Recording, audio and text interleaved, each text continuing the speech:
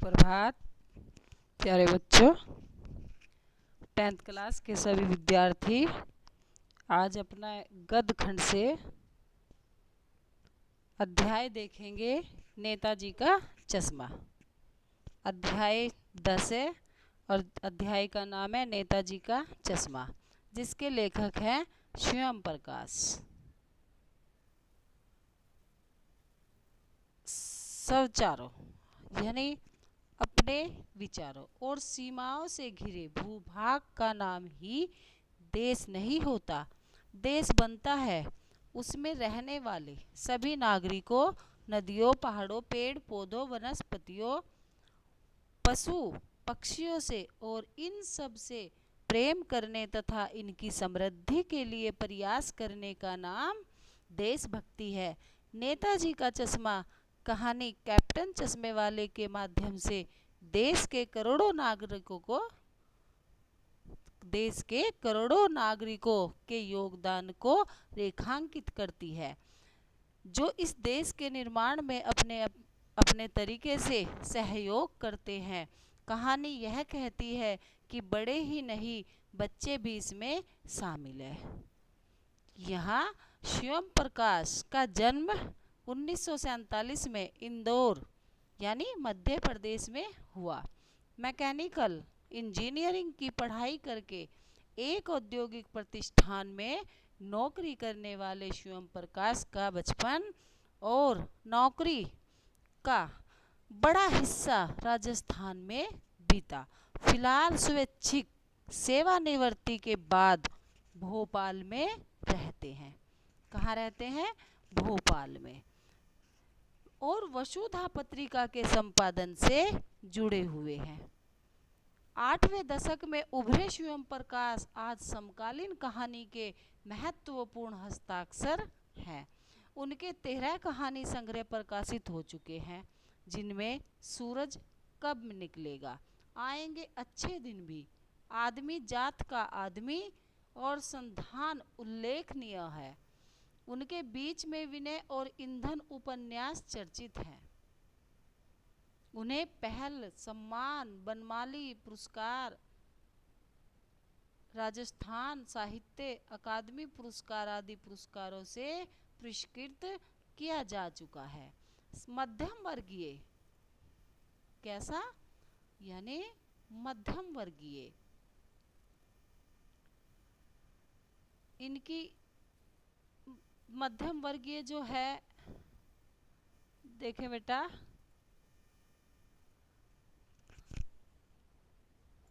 कहानी संग्रह जो है स्वयं प्रकाश की कहानियों में मध्यम वर्ग की चिंता जताई गई है। यानी जो लोग बिल्कुल गरीब हैं उनको छोड़कर और जो लोग अमीर हैं उनको छोड़कर इस चिंता को दर्शाया गया है। उस कहानी में उनके जो शोषण होता है उनका, उसके विरुद्ध आवाज़ उठाई गई है और इसको तोड़ने का प्रयास किया गया है। अध्याय देखेंगे बेटा, क्या नाम बताया? नेताजी का चश्मा। हालदार साहब को हर 15वें दिन कंपनी के काम के सिलसिले में उस कस्बे से गुजरना पड़ता था। कस्बा बहुत बड़ा नहीं था जिसे पक्का मकान कहा जा सके। वैसे कुछ ही मकान और जिसे बाजार कहा जा सके, वैसा एक ही बाजार था। कस्बे में एक लड़कों का स्कूल, एक लड़कियों का स्कूल, एक सीमेंट का छोटा सा कारखाना, 2 ओपन एयर सिनेमा घर और एक ठो नगर पालिका भी थी। नगर पालिका थी तो कुछ न कुछ करती भी रहती थी। कभी कोई सड़क पक्की करवा दी, कभी कुछ पेशाब घर बनवा दिए, कभी कबूतरों की छतरी बनवा दी, तो कभी कवि सम्मेलन करवा दिया। इस नगर पालिका के किसी उत्साही बोर्ड या प्रशासनिक अधिकारी ने एक बार शहर के मुख्य बाजार के मुख्य चौराहे पर नेताजी सुभाष चंद्र बोस की एक संगमरमर की प्रतिमा लगवा दी। प्रतिमा मूर्ति। यह कहानी उस प्रतिमा के बारे में है, बल्कि उसके भी एक छोटे से हिस्से के बारे में है। पूरी बात तो अब पता नहीं, लेकिन लगता है कि देश के अच्छे मूर्तिकारों की जानकारी नहीं होने और अच्छी मूर्ति की लागत अनुमान और उपलब्ध बजट से कहीं बहुत ज़्यादा होने के कारण काफ़ी समय ऊहापोह और चिट्ठी पत्री में बर्बाद हुआ होगा। ऊहापोह मतलब भाग दौड़ इस चीज़ों में, चिट्ठी पत्री में, यानी उस मूर्ति के जो स्थापित करने का तरीका था वह ज़्यादा मतलब बेकार हो गया। और बोर्ड की शासन अवधि समाप्त होने की घड़ियों में बोर्ड की शासन अवधि समाप्त होने की घड़ियों में किसी स्थानीय कलाकार को ही अवसर देने का निर्णय किया गया होगा। और अंत में कस्बे के इकलौते हाई स्कूल के इकलौते ड्राइंग मास्टर मान लीजिए मोतीलाल जी को ही यह काम सौंप दिया गया होगा, जो महीने भर में मूर्ति बनाकर पटक देने का विश्वास दिला रहे थे। जैसा कि कहा जा चुका है, मूर्ति संगमरमर की थी। टोपी की नोक से कोट के दूसरे बटन तक कोई 2 फुट ऊंची, जिसे कहते हैं बस्ट। क्या कहा? कोट के दूसरे बटन तक कोई 2 फुट, यानी अगर यहाँ तक की मूर्ति किसी की बनाई जाती है तो उसको क्या कहते हैं? बस्ट कहते हैं। और सुंदर थी। नेताजी सुंदर लग रहे थे, कुछ मासूम और कम सीन भी। कैसे? फौजी वर्दी में मूर्ति को देखते ही दिल्ली चलो और तुम मुझे खून दो वगैरह याद आने लगते थे। इस दृष्टि से यह सफल और सराहनीय प्रयास था। केवल एक चीज की कमी थी जो देखते ही खटकती थी। नेताजी की आंखों पर चश्मा नहीं था, यानी चश्मा तो था लेकिन संगमरमर का नहीं था। एक सामान्य और सचमुच के चश्मे का जोड़ा काला फ्रेम मूर्ति को पहना दिया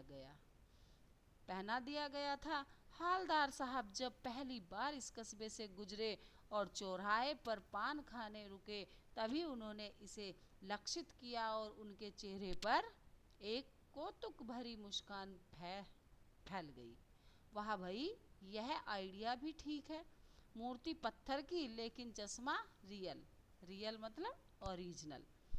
जीप कस्बा छोड़कर आगे बढ़ गई। तब भी हालदार साहब इस मूर्ति के बारे में ही सोचते रहे और अंत में इस निष्कर्ष पर पहुंचे कि कुल मिलाकर कस्बे के नागरिकों का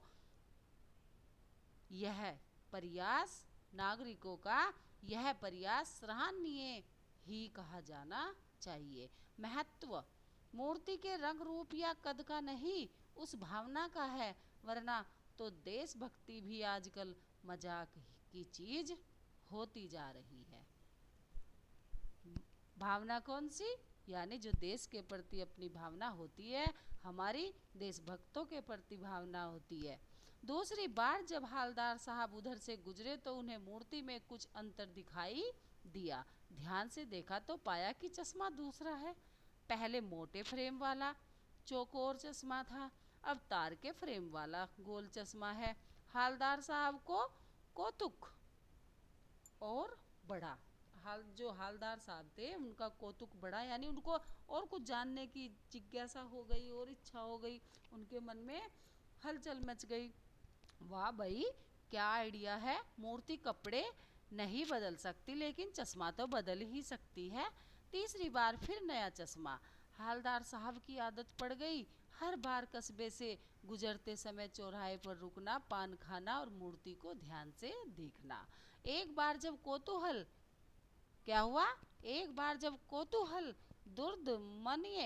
दुर्दमनीय हो उठा तो पान वाले से ही कुछ पूछ लिया, यानी उन्हें बहुत उसके बारे में जानने की जिज्ञासा हो गई और उन्होंने बेचैनी से उस पान वाले से पूछ लिया, क्या भाई क्या बात है, यह तुम्हारे नेताजी का चश्मा हर बार बदल कैसे जाता है?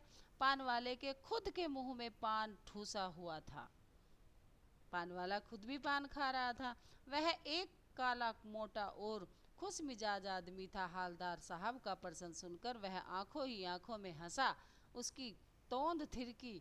पीछे घूमकर उसने दुकान के नीचे पान थूका और अपनी लाल काली बतीसी दिखाकर बोला, कैप्टन चश्मे वाला करता है। क्या करता है? हालदार साहब कुछ समझ नहीं पाए। चश्मा चेंज कर देता है, मतलब बदल देता है। पान वाले ने समझाया, क्या मतलब? क्या चेंज कर देता है? हालदार साहब अब भी नहीं समझ पाए। कोई गिराक आ गया समझो। गिराक क्या है यहाँ?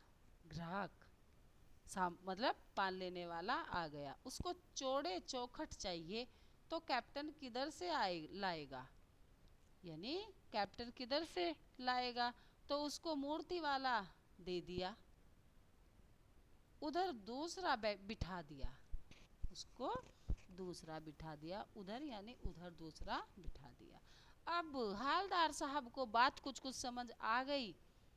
एक चश्मे वाला है जिसका नाम कैप्टन है, उसे नेताजी की बगैर चश्मे वाली मूर्ति बुरी लगती है, बल्कि आहत करती है। आहत मतलब उसको चोट पहुंचाती है, मानो चश्मे के बगैर नेताजी को असुविधा हो रही है। इसीलिए वह अपनी छोटी सी दुकान में उपलब्ध गिने चुने फ्रेमों में से एक नेताजी की मूर्ति पर फिट कर देता है। लेकिन जब कोई ग्राहक आता है और उसे वैसे ही फ्रेम की दरकार होती है जैसा मूर्ति पर लगा है, तो वह कैप्टन चश्मे वाला मूर्ति पर लगा फ्रेम संभवतः नेताजी से अक्षमा मांगते हुए लाकर ग्राहक को दे देता है और बाद में नेताजी को दूसरा फ्रेम लौटा देता है। वाह भाई, खूब, क्या आइडिया है। लेकिन भाई एक बात अभी भी समझ में नहीं आई। हालदार साहब ने पान वाले से फिर पूछा, नेताजी का ओरिजिनल चश्मा कहाँ गया? पान वाला दूसरा पान मुंह में ठूस चुका था। दोपहर का समय था, दुकान पर भीड़ भाड़ अधिक नहीं थी। वह फिर आंखों ही आंखों में हंसा। उसकी तोंद थिरकी, कत्थे की डंडी फेंक। पीछे मुड़कर उसने फिर क्या किया? नीचे फीक थूकी और मुस्कुराता हुआ बोला, मास्टर बनाना भूल गया। मास्टर कौन था? यानी जिसको वह मूर्ति बनाने को दी गई थी। पान वाले के लिए यह एक मजेदार बात थी, लेकिन हालदार साहब के लिए चकित और द्रवित करने वाली, यानी दुख देने वाली। यानी वह ठीक ही सोच रहे थे। मूर्ति के नीचे लिखा मूर्तिकार मास्टर मोतीलाल वाकई कस्बे का अध्यापक था। बेचारे ने महीने भर में मूर्ति बनाकर पटक देने का वादा कर दिया होगा, बना भी ली होगी, लेकिन पत्थर में पारदर्शी चश्मा कैसे बनाया जाए, कांच वाला यह तय नहीं कर पाया होगा, या कोशिश की होगी और असफल रहा होगा, या बनाते बनाते कुछ और बारीकी के चक्कर में चश्मा टूट गया होगा, या पत्थर का चश्मा अलग से बनाकर फिट किया होगा है और निकल गया होगा। उफ, हालदार साहब को यह सब कुछ बड़ा विचित्र और कौतुक भरा लग रहा था। इन्हीं ख्यालों में खोए खोए पान के पैसे चुकाकर चश्मे वाले की देशभक्ति के समक्ष नतमस्तक होते हुए वह जीप की तरफ चले, फिर रुके, पीछे मुड़े और पान वाले के पास जाकर पूछा, क्या कैप्टन चश्मे वाला नेताजी का साथी है या आज़ाद हिंद फौज का भूतपूर्व सिपाही? पान वाला नया पान खा रहा था। पान पकड़े अपने हाथ को मुंह से डेढ़ इंच दूर रोककर उसने हालदार साहब को ध्यान से देखा, फिर अपनी लाल काली बत्ती दिखाई और मुस्कुराकर बोला, नहीं साहब, वो लंगड़ा क्या जाएगा फौज में? पागल है पागल, वो देखो वो आ रहा है, आप उसी से बात कर लो, फोटो वोटो छपवा दो उसका कहीं। हालदार साहब को पान वाले द्वारा एक देशभक्त का इस तरह मजाक उड़ाना क्या लगा? बुरा लगा, उनको अच्छा नहीं लगा। मुड़कर देखा तो अवाक रह गए। अवाक मतलब चुप रह गए। एक बेहद बूढ़ा मरियल सा लंगड़ा आदमी सिर पर गांधी टोपी और आंखों पर काला चश्मा लगाए, एक हाथ में एक छोटी सी संदूकची और दूसरे हाथ में एक बांस पर टंगे बहुत से चश्मे लिए अभी अभी एक गली से निकला था और अब एक बंद दुकान के सहारे अपना बांस टिका रहा था। तो इस बेचारे की दुकान भी नहीं। फेरी लगाता है। हालदार साहब चक्कर में पड़ गए, पूछना चाहते थे इसे कैप्टन क्यों कहते हैं, मतलब इसको कैप्टन क्यों कहते हैं, क्या यही इसका वास्तविक नाम है। लेकिन पान वाले ने साफ बता दिया था कि अब वह इस बारे में और बात करने को तैयार नहीं।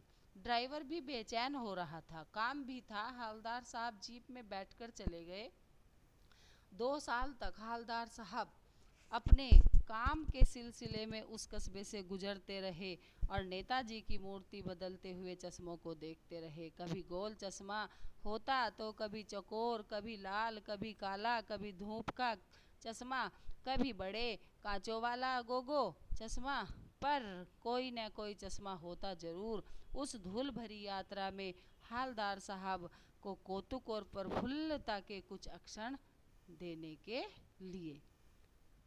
फिर एक बार ऐसा हुआ कि मूर्ति के चेहरे पर कोई भी कैसा भी चश्मा नहीं था। उस दिन पान की दुकान भी बंद थी, चौराहे की अधिकांश दुकानें बंद थी। अगली बार भी मूर्ति की आंखों पर चश्मा नहीं था। हालदार साहब ने पान खाया और धीरे से पान वाले से पूछा, क्यों भाई, क्या बात है, आज तुम्हारे नेताजी की आंखों पर चश्मा नहीं है। पान वाला उदास हो गया। उसने पीछे मुड़कर मुंह का पान नीचे थूका और सिर झुकाकर अपनी धोती के सिरे से आंखें पोंछता हुआ बोला, साहब कैप्टन मर गया। और कुछ नहीं पूछ पाए हालदार साहब। कुछ पल चुपचाप खड़े रहे, फिर पान के पैसे चुकाकर जीप में आ बैठे और रवाना हो गए। बार बार सोचते क्या होगा उस कौम का जो अपने बार बार, मतलब उसके सोचने पर भी क्या होगा उस कौम का जो अपने देश की खातिर घर गृहस्थी जवानी जिंदगी सब कुछ होम देने वालों पर भी हंसती है, यानी सब उसके नाम कर देती है। जो लोग देशभक्ति के नाम सब कुछ कर देते हैं और दूसरे लोग उन पर हंसते हैं और अपने लिए बिकने के मौके ढूंढती है। दुखी हो गए। 15 दिन बाद फिर उसी कस्बे से गुजरे। कस्बे में घुसने से पहले ही ख्याल आया कि कस्बे की हृदय स्थली में सुभाष की प्रतिमा अवश्य ही प्रतिष्ठापित होगी। लेकिन सुभाष की आंखों पर चश्मा नहीं होगा क्योंकि मास्टर बनाना भूल गया और कैप्टन मर गया। सोचा आज वहाँ रुकेंगे नहीं, पान भी नहीं खाएंगे, मूर्ति की तरफ देखेंगे भी नहीं, सीधे निकल जाएंगे। ड्राइवर से कह दिया, चौराहे पर रुकना नहीं, आज बहुत काम है, पान आगे कहीं खा लेंगे। लेकिन आदत से मजबूर आंखें चौराहा आते ही मूर्ति की तरफ उठ गई। कुछ ऐसा देखा कि चीखे, रोको। जीप स्पीड में थी। ड्राइवर ने जोर से ब्रेक मारे। रास्ता चलते लोग देखने लगे। जीप रुकते न रुकते हालदार साहब जीप से कूदकर तेज तेज कदमों से मूर्ति की तरफ लपके और उसके ठीक सामने जाकर अटेंशन में खड़े हो गए। मूर्ति की आंखों पर सरकंडे से बना छोटा सा चश्मा रखा हुआ था, जैसा बच्चे बना लेते हैं। हालदार साहब भावुक हैं। इतनी सी बात पर उनकी आंखें भर आई। तो बेटा आपको ये लेसन पढ़ा दिया गया है। अब आप इसके प्रश्न उत्तर देखेंगे। सेनानी ना होते हुए भी, प्रश्न नंबर 1 देखें। सेनानी ना होते हुए भी चश्मे वाले को लोग कैप्टन क्यों कहते थे? आंसर, चश्मे वाला एक देशभक्त नागरिक था। उसके हृदय में देश के वीर जवानों के प्रति सम्मान था, इसीलिए लोग उसे कैप्टन कहते थे। सम्मान था तभी तो वह मूर्ति पर चश्मा लगाता था। प्रश्न नंबर 2, हालदार साहब ने ड्राइवर को पहले चौराहे पर गाड़ी रोकने के लिए मना किया था, लेकिन बाद में तुरंत रोकने को कहा। कैसे? हालदार साहब पहले मायूस हो गए थे। मूर्ति पर सरकंडे का चश्मा क्या उम्मीद जगाता है। हालदार साहब इतनी सी बात पर भावुक क्या हो उठे। आंसर देखें। कैप्टन एक देश प्रेमी था। नेताजी जैसे देशभक्त के लिए उसके मन में सम्मान की भावना थी। उसके मर जाने के बाद हालदार साहब को लगा कि अब समाज में किसी के भी मन में नेताजी या देशभक्तों के प्रति सम्मान की भावना नहीं है, इसीलिए वे मायूस थे। हाँ, मूर्ति पर लगे सरकंडे का चश्मा इस बात का प्रतीक है कि आज भी देशभक्ति यानी हमारे आज भी देश की आने वाली पीढ़ी के मन में देशभक्तों के लिए सम्मान की भावना है।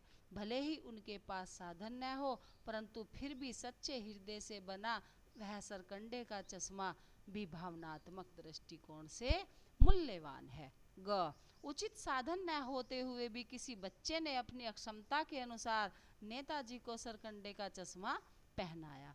बड़े लोगों के मन में जिस देशभक्ति का अभाव है, वही देशभक्ति सरकंडे के चश्मे के माध्यम से एक बच्चे के मन में देखकर हालदार साहब भावुक हो गए।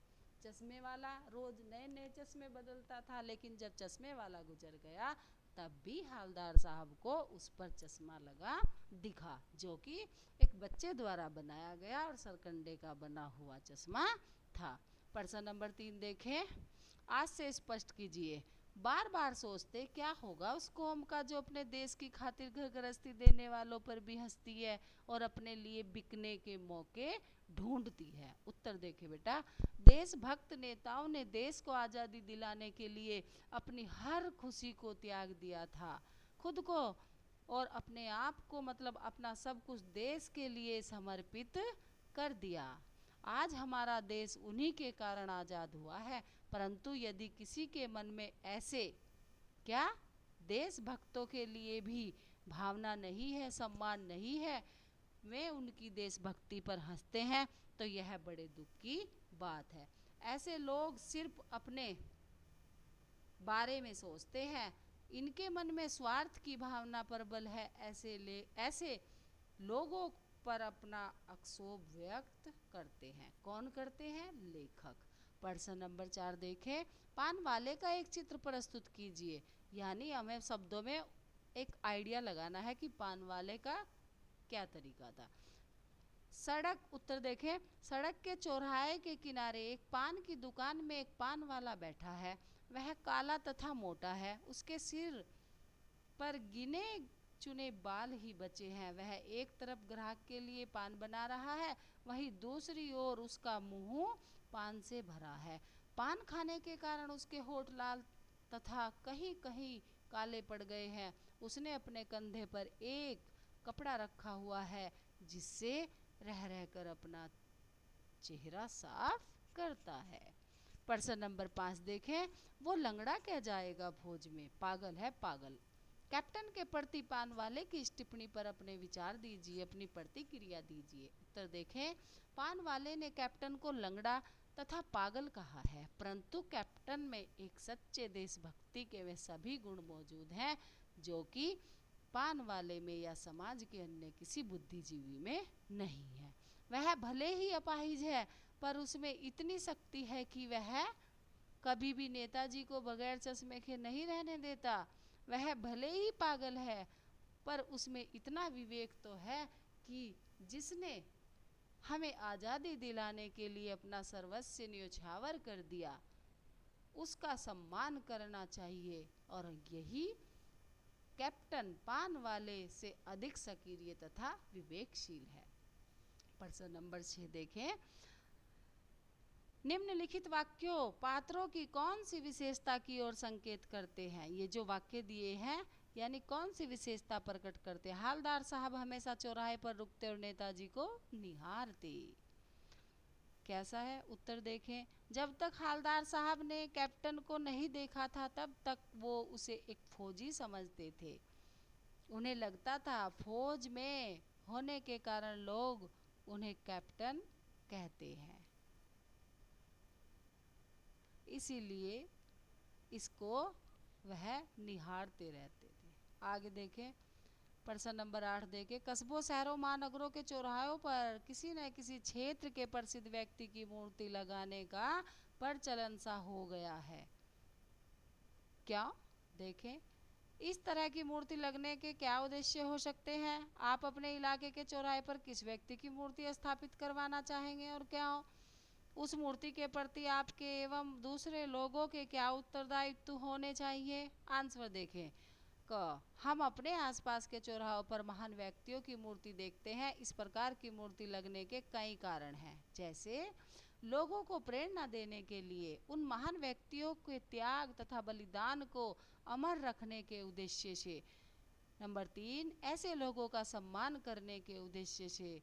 ख का उत्तर देखें, हम अपने इलाके के चौराहे पर महात्मा गांधी की मूर्ति स्थापित करवाना चाहेंगे, क्योंकि देश को आज़ाद करवाने में मुख्य भूमिका उन्हें नहीं निभाई, उन्होंने हिंसा को त्याग कर अहिंसा के पथ को प्रधानता दी। ग का उत्तर देखें, मूर्ति के प्रति हमारे तथा समाज के अन्य लोगों के कुछ उत्तरदायित्व हैं। हमें मूर्ति का सम्मान करना चाहिए, क्योंकि ये मूर्ति किसी सम्मानीय व्यक्ति का प्रतीक है। हमें यह ध्यान रखना चाहिए कि किसी भी प्रकार से मूर्ति का अपमान न हो। मूर्ति की ज़रूरतों को पूरा करना हमारा कर्तव्य है।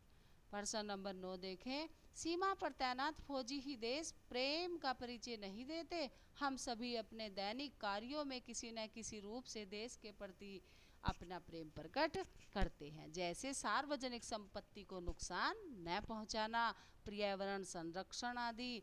अपने जीवन जगत से जुड़े ऐसे और कार्यों का उल्लेख कीजिए और उनमें अमल भी कीजिए। मान लिया आपने समाज के लिए कुछ किया हो, तो आप ऐसे ही किसी कार्यों का उल्लेख कीजिए और उसमें बताइए। ठीक है बेटा, अब आपको ये इसका कार्य बता दिया गया है, इसको आप स्वच्छता के साथ पूरा करेंगे। और बेटा, जो आपको पीछे भी कार्य बताया गया है, आप उसे भी अच्छे से पूरा कर लीजिएगा। आज जिन जिन बच्चों ने बात की है, उनके लिए शायद ये आसान हो गया होगा, परंतु उन बच्चों से मेरा कहना है कि वो बाकी सभी बच्चों की भी मदद करें। धन्यवाद।